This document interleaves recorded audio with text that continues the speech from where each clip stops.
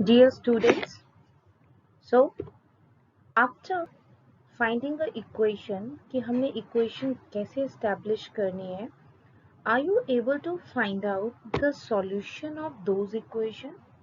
Oh, that's a very difficult task for you, right? तो आज का जो हमारा वीडियो है उसमें हम अपना जो एक्सरसाइज है 4.2 उसको स्टडी करेंगे. इन दैट एक्सरसाइज हमारे पास में आएगा how to find out the solution of an equation.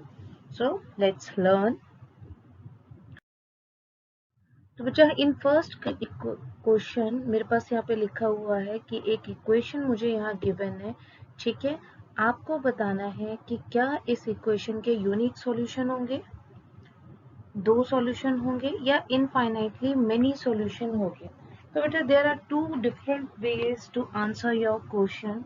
आप यहाँ पे डायरेक्टली अपना आंसर भी दे सकते हैं कि as we know that the linear equation in two variable has infinitely many solution.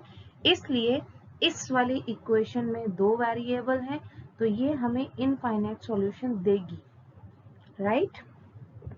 But अगर आपको ये 1 मार्क्स में पूछा है तो you can directly give the answer. But अगर जैसे यही सेम क्वेश्चन आपको 2 मार्क्स में पूछा है, it means you have to extend the length of your answer. अब आप एक्सटेंड कैसे करेंगे वहां पे? इन दैट केस आप वहां पे कुछ सॉल्यूशन निकाल दीजिए x एंड y के. तो आप वहां से कह सकते हैं कि x की कुछ वैल्यू है, उसकी वजह से y की कुछ वैल्यूज आई है. It means we have infinitely many solution. तो इसका answer depend upon the marks allotted to it. अगर ये 1 मार्क्स में तो आपको ज्यादा टाइम डिवोट नहीं करना है, बट अगर 2 मार्क्स का है तो आपको थोड़ा सा यहाँ पे सॉल्यूशन अलग से सॉल्व करके दिखाने पड़ेंगे. अच्छा, द मेन पार्ट यहाँ पे जो हमारा इस क्वेश्चन का है कि आपको कुछ इक्वेशंस हैं यहाँ पे इन क्वेश्चन नंबर 2, इसके सॉल्यूशंस निकालने हैं. देखिए बच्चे, सबसे पहली बात आती है कि what the solution is. Solution is nothing else. We have solution is, यहाँ पे x और y टू वेरिएबल्स हैं तो x और y की एक ऐसी वैल्यू जो इस इक्वेशन को सेटिस्फाई करे. सेटिस्फाई का मतलब बच्चा कि लेफ्ट हैंड साइड और राइट हैंड साइड की जो वैल्यू है दोनों की इक्वल आनी चाहिए. हमें एक ऐसी वैल्यू चाहिए, ठीक है. But again it's a linear equation in two variable. It means we have a infinite number of solution. But हमें कितने पता करने हैं? यहाँ पे सिर्फ 4 पता करने हैं. तो बच्चा ये रही मेरी इक्वेशन. ओके, इसमें जो मेरा की वर्ड है, सबसे पहले आपको ये फाइंड आउट करना है कौन सा वेरिएबल विदाउट कोफिशिएंट है. पॉसिबल है, जरूरी नहीं है कि हो, नहीं भी हो सकता है. तो अगर आप देखोगे बच्चा जो y है इसका कोफिशिएंट 1 है, ठीक है. तो आप ऐसे भी कह सकते हो विदाउट कोफिशिएंट मींस कोफिशिएंट 1 होना चाहिए. तो इसको बच्चा we will keep this variable on the left hand side. तो होगा क्या, ये जो 2x आपके पास में है इसको आपको शिफ्ट करना पड़ेगा. तो when you shift 2x to the another side, ये आपके पास आ जाएगा माइनस का 2x. तो दिस इज माय इक्वेशन. अब इस इक्वेशन में क्या करना है आपको, x की वैल्यू हम पुट करते जाएंगे और आपको y की वैल्यू मिलती जाएंगी, ठीक है. तो x, अब it's depend upon you. You can take either positive value 0 और नेगेटिव वैल्यूज. तो ये बच्चा ये मेरी इक्वेशन थी, ठीक है.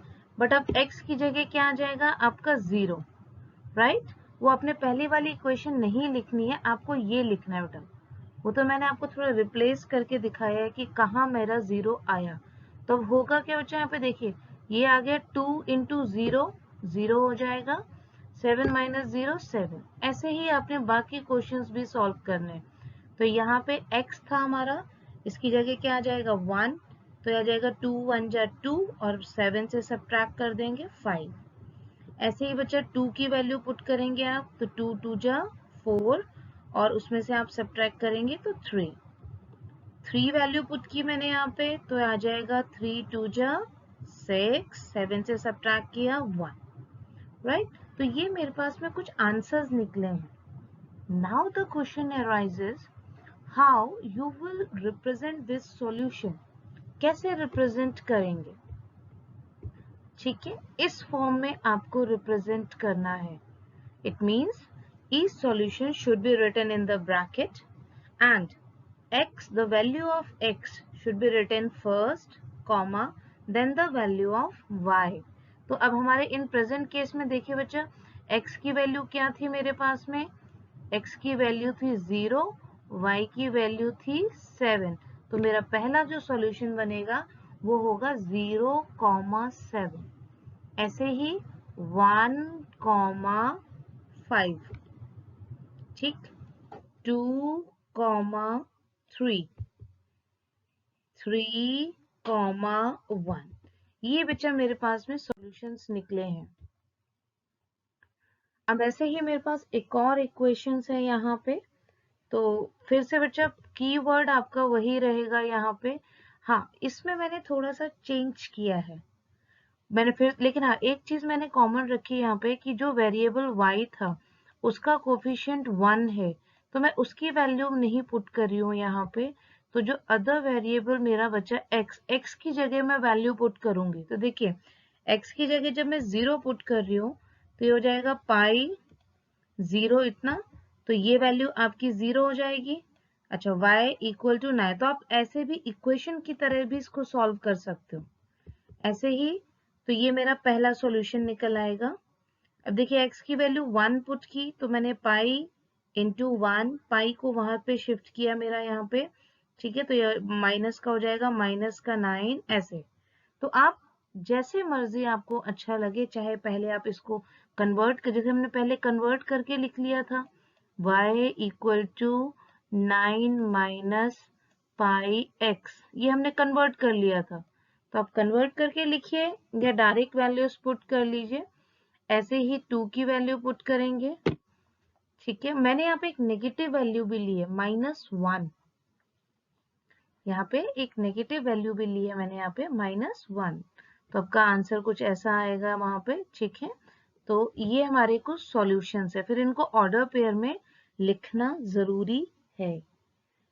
ठीक है, तो इट डजंट मैटर बच्चा कि आंसर यहाँ पे 9 प्लस पाई आ रहा है, आपको परेशान होने की जरूरत नहीं है. जो भी आ रहा है लेट इट बी, वो हमारा आंसर है.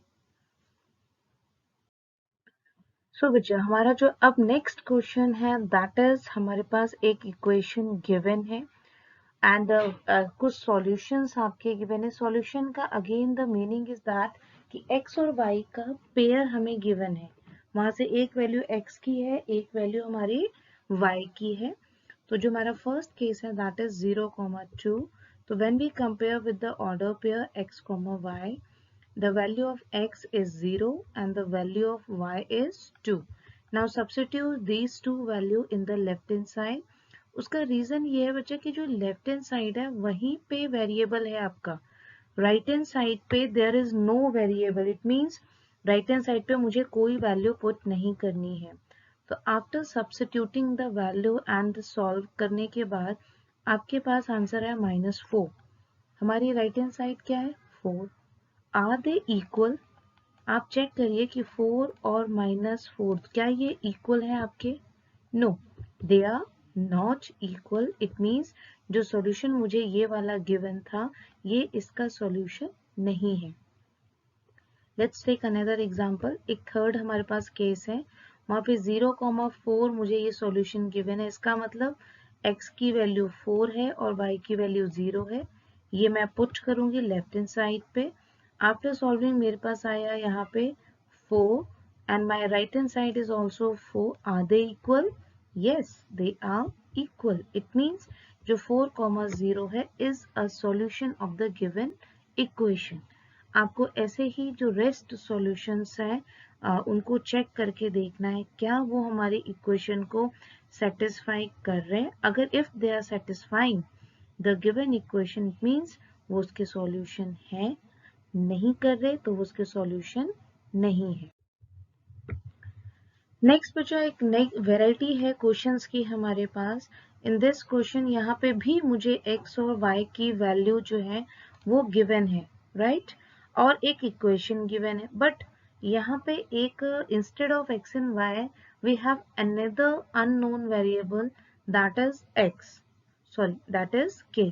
तो ये वैल्यू मुझे फाइंड आउट करनी, तो सिंपल बच्चा, x की वैल्यू पुट हो जाएगी, y की वैल्यू पुट हो जाएगी, तो आपके पास सिर्फ k जो है वेरिएबल ऐसा रह जाएगा जो अननोन रहेगा। तो आप इक्वेशन की तरह इसको सॉल्व करके फाइंड आउट कर सकते हैं, ठीक है। तो जब आप इसकी वैल्यू पुट करेंगे तो यहाँ पे आंसर आ जाएगा k, ठीक है। तो इट्स ऑल डन अबाउट अब एक्सरसाइज 4.2।